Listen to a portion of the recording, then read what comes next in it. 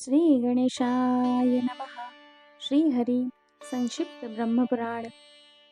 त्वमेव माता च पिता त्वमेव त्वमेव बन्धुश्च सखा त्वमेव त्वमेव विद्या द्रविणं त्वमेव त्वमेव सर्वं मम देव देव त्वमेव सर्वं मम देव देव त्वमेव सर्वं मम वासुदेव। श्री ब्रह्म पुराण भाग छठवां। चंद्रवंश के अंतर्गत जन्हू, कुशिक तथा भृगु वंश का संक्षिप्त वर्णन। लोमहर्षण जी कहते हैं, पूर्व काल में जब ब्रह्मा जी सृष्टि का विस्तार करना चाहते थे, उस समय उनके मन में महर्षि अत्रि का प्रादुर्भाव हुआ, जो चंद्रमा के पिता थे। सुनने में आया है कि अत्रि ने 30,000 दिव्य वर्षों तक अनुत्तर नाम की तपस्या की थी। उसमें उनका वीर्य ऊर्ध्वगामी हो गया था। वही चंद्रमा में रूप में प्रकट हुआ। महर्षि का वह तेज ऊर्ध्वगामी होने पर उनके नेत्रों से जल के रूप में गिरा और 10 दिशाओं को प्रकाशित करने लगा। चंद्रमा को गिरा देख लोक पितामह ब्रह्मा जी ने संपूर्ण लोगों के हित की इच्छा से उसे रथ पर बिछाया। अत्रि के पुत्र महात्मा सोम के गिरने पर ब्रह्मा जी के पुत्र तथा अन्य महर्षि उनकी स्तुति करने लगे। स्तुति करने पर उन्होंने अपना तेज समस्त लोगों की पुष्टि के लिए सब और फैला दिया। चंद्रमा ने उस श्रेष्ठ रथ पर बैठकर समुद्र पर्यंत समूची पृथ्वी की 21 बार परिक्रमा की। उस समय उनका जो तेज चकुर पृथ्वी पर गिरा, उससे सब प्रकार के अन्न आदि उत्पन्न हुए, जिनसे यह जगत जीवन धारण करता है। इसी प्रकार महर्षियों के स्तवन से तेज को पाकर महाभाग चंद्रमा ने बहुत वर्षों तक तपस्या की। उससे संतुष्ट होकर ब्रह्मवेत्ताओं में श्रेष्ठ ब्रह्मा जी ने उन्हें बीज, औषधि, जल तथा ब्राह्मणों का राजा बना दिया। मृदुल स्वभाव में सबसे श्रेष्ठ सोम ने वह विशाल राज्य पाकर राजसूय यज्ञ का अनुष्ठान किया, जिसमें लाखों की दक्षिणा बांटी गई। उस यज्ञ में सिनी, कुहू, द्युति, पुष्टि, प्रभा, वसु, कीर्ति, धृति तथा लक्ष्मी, इन 9 देवियों ने चंद्रमा का सेवन किया। यज्ञ के अंत में अवभृत स्नान के पश्चात संपूर्ण देवताओं तथा ऋषियों ने उनका पूजन किया। राजाधिराज सोम 10 दिशाओं को प्रकाशित करने लगे।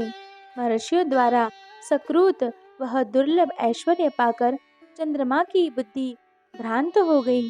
उनमें विनय का भाव दूर हो गया और अनीति आ गई। फिर तो ऐश्वर्य के मद से मोहित होकर उन्होंने बृहस्पति जी की पत्नी तारा का अपहरण कर लिया। देवताओं में और ऋषियों के बराबर प्रार्थना करने पर भी उन्होंने बृहस्पति जी की पत्नी तारा को नहीं लौटाया। तब ब्रह्मा जी ने स्वयं ही बीच में पड़कर तारा को वापस कराया। उस समय वह गर्भिणी थी। यह देख बृहस्पति जी ने कुपित होकर कहा, मेरे क्षेत्र में तुम्हें दूसरे का गर्भ नहीं धारण करना चाहिए। तब उसने तृण के समूह पर उस गर्भ को त्याग दिया। पैदा होते ही उसने अपने तेज से देवताओं के विग्रह को लज्जित कर दिया। उस समय ब्रह्मा जी ने तारा से पूछा, ठीक ठीक बताओ, यह किसका पुत्र है? तब वह हाथ जोड़कर बोली, चंद्रमा का। इतना सुनते ही राजा सोम ने उस बालक को गोद में उठा लिया और उसका मस्तक सूंघ कर बुध नाम रखा। यह बालक बड़ा बुद्धिमान था। बुध आकाश में चंद्रमा से प्रतिकूल दिशा में उदित होते हैं। मुनिवरों, बुध के पुत्र पुरुरवा हुए, जो बड़े विद्वान, तेजस्वी, दानशील, यज्ञकर्ता तथा अधिक दक्षिणा देने वाले थे। वे ब्रह्मवादी, पराक्रमी तथा शत्रुओं के लिए भी दुर्धर्ष थे, निरंतर अग्निहोत्र करते और यज्ञों के अनुष्ठान में संलग्न रहते थे, सत्य बोलते और बुद्धि को पवित्र रखते थे। तीनों लोकों में उनके समान यशस्वी दूसरा कोई नहीं था। वे ब्रह्मवादी, शांत, धर्मज्ञ तथा सत्यवादी थे। इसीलिए यशस्विनी उर्वशी ने मान छोड़कर उनका वरण किया। राजा पुरुरवा उर्वशी के साथ पवित्र स्थानों में 59 वर्षों तक विहार करते रहे। उन्होंने महर्षियों द्वारा प्रशंसित प्रयाग में राज्य किया। उनका ऐसा ही प्रभाव था। पुरुरवा के 7 पुत्र हुए, जो गंधर्व लोक में प्रसिद्ध और देवकुमारों के समान सुंदर थे। उनके नाम इस प्रकार है: आयु, अमावसु, विश्वायु, धर्मात्मा, श्रुतायु, दृढ़ायु, वनायु तथा ब्रहायु। ये सब उर्वशी के गर्भ से उत्पन्न हुए थे। अमावसु के पुत्र राजा भीम हुए। भीम के पुत्र कांचन प्रभ और उनके पुत्र महाबली सुहोत्र हुए। सुहोत्र के पुत्र का नाम जन्नु था, जो केशिनी के गर्भ से उत्पन्न हुए थे। उन्होंने सर्पमेध नामक महान यज्ञ का अनुष्ठान किया। एक बार गंगा उन्हें पति बनाने के लिए लोभ से उनके पास गई, किंतु उन्होंने अनिच्छा प्रकट कर दी। तब गंगा ने उनकी यज्ञशाला बहा दी। यह देख जनु ने क्रोध में भरकर कहा, गंगे, मैं तेरा जल पीकर तेरे इस प्रयत्न को अभी व्यर्थ किए देता हूँ। तू अपने इस घमंड का फल शीघ्र पाले। यूँ कहकर उन्होंने गंगा जी को पी लिया। यह देख महर्षियों ने बड़ी अनुनय करके गंगा को जन्नु की पुत्री के रूप में प्राप्त किया। तब से वे जाह्नवी कहने लगी। तत्पश्चात जन्नु ने युवनाश्व की पुत्री कावेरी के साथ विवाह किया। युवनाश्व के शापवश गंगा अपने आधे स्वरूप से सरिताओं में श्रेष्ठ कावेरी में मिल गई थी। जनु ने कावेरी के गर्भ से सुनंद नामक धार्मिक पुत्र को जन्म दिया। सुनंद के पुत्र अजक, अजक के बलकाश्व और बलाकाश्व के पुत्र कुश हुए। कुश के देवताओं के समान तेजस्वी 4 पुत्र हुए: कुशिक, कुशनाभ, कुशाम्ब और मूर्तिमान। राजा कुशिक वन में रहकर ग्वालों में साथ पले थे। उन्होंने इंद्र के समान पुत्र प्राप्त करने की इच्छा से तप किया। 1000 वर्ष पूर्ण होने पर इंद्र भयभीत होकर उनके पास आए। उन्होंने स्वयं अपने को ही उनके पुत्र रूप में प्रकट किया। उस समय वे राजा गाधी के नाम से प्रसिद्ध हुए। कुशिक की पत्नी पौरा थी। उसी के गर्भ से गाधी का जन्म हुआ था। गाधी के एक परम सौभाग्यशालिनी कन्या हुई, जिसका नाम सत्यवती था। गाधी ने उस कन्या का विवाह शुक्राचार्य के पुत्र रुचिक से किया था। रुचिक अपनी पत्नी से बहुत प्रसन्न रहते थे। उन्होंने अपने तथा राजा गाधी के पुत्र होने के लिए पृथक पृथक चरु तैयार किए और अपनी पत्नी को बुलाकर कहा, शुभे, इस चरु का उपयोग तुम करना और इसका उपयोग अपनी माता से कराना। तुम्हारी माता को जो पुत्र होगा वह तेजस्वी क्षत्रिय होगा। लोकों में दूसरे क्षत्रिय उसे जीत नहीं सकेंगे। वे बड़े बड़े क्षत्रियों का संहार करने वाला होगा तथा तुम्हारे लिए जो चरु है वह तुम्हारे पुत्र को धीर, तपस्वी, शांतिपरायण एवं श्रेष्ठ ब्राह्मण बनाएगा। अपनी पत्नी से यो कहकर भृगुनंदन रुचिक घने जंगल में चले गए और वहां प्रतिदिन तपस्या में संलग्न रहने लगे। उस समय राजा गाधी अपनी स्त्री के साथ तीर्थ यात्रा के प्रसंग में घूमते हुए रुचिक मुनि के आश्रम पर अपनी पुत्री से मिलने के लिए आए थे। सत्यवती ने दोनों चरु ऋषि से ले लिए थे। उसने उन्हें हाथ में लेकर अपनी माता को निवेदन किया। उसकी माता ने दैववश अपना चरु पुत्री को दे दिया और उसका चरु स्वयं ग्रहण कर लिया। तदनंतर सत्यवती ने समस्त क्षत्रियों का विनाश करने वाला गर्भ धारण किया। उसका शरीर अत्यंत उद्दीप्त हो रहा था। देखने में वह बड़ी भयंकर जान पड़ती थी। रुचिक ने उसे देखकर योग के द्वारा सब कुछ जान लिया और उससे कहा, भद्रे, तुम्हारी माता ने चरु बदलकर तुम्हें ठग लिया।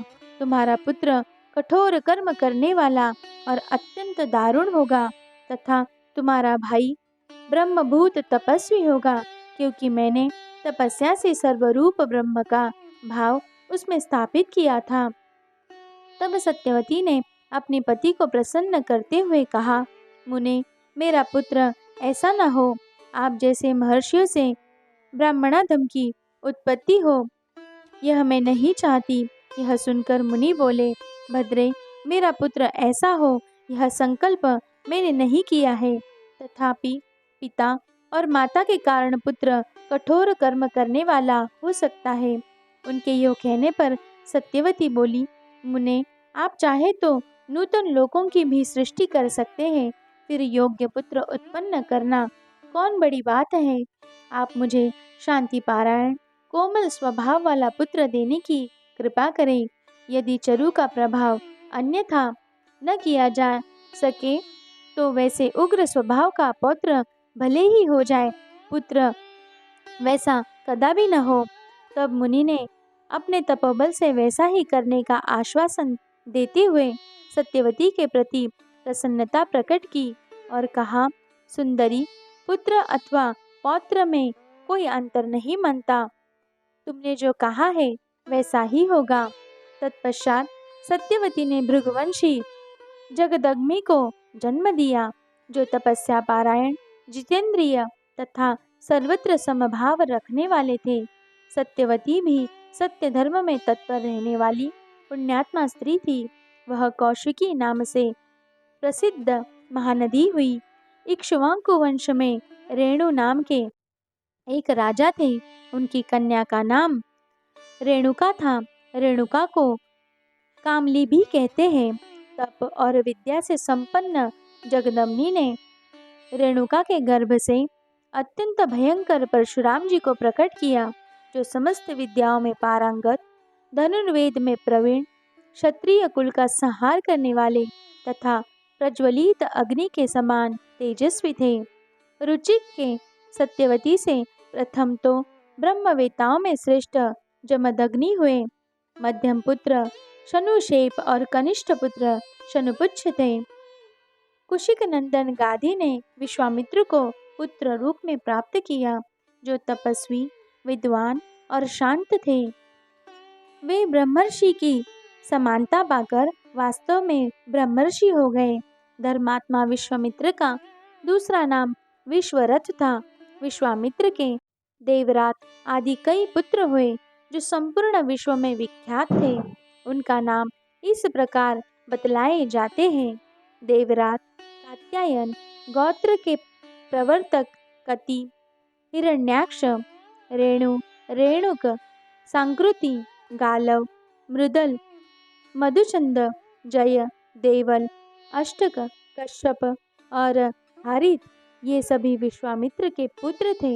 इन कौशिक वंशी महात्माओं के प्रसिद्ध गोत्र इस प्रकार हैं: पाणिनि, बभ्रु, ध्यानजप्य, पार्थिव, देवरात, शलंकायन, बाष्कल, लोहितानयन, हारित और अष्टकाद्यजन। इस वंश में ब्राह्मण और क्षत्रिय का संबंध विख्यात है। विश्वामित्र के पुत्रों में शून्यशेप सबसे बड़ा माना गया है। यद्यपि उसका जन्म भृगुकुल में हुआ था, तथापि वह कौशिक गोत्र वाला हो गया। हरिदश्व के यज्ञ में वह पशु बनाकर लाया गया था, किंतु देवताओं ने उसे विश्वामित्र को समर्पित कर दिया। देवताओं द्वारा प्रदत्त होने के कारण वह देवरात नाम से विख्यात हुआ। देवरात आदि विश्वामित्र के अनेक पुत्र थे। विश्वामित्र की पत्नी द्रुषद्वती के गर्भ से अष्टक का जन्म हुआ था। अष्टक का पुत्र लोही बताया गया है। इस प्रकार मैंने जनु कुल का वर्णन किया। इसके बाद महात्मा आयु के वंश का वर्णन करूँगा। बोलो भक्तवत्सल भगवान की जय।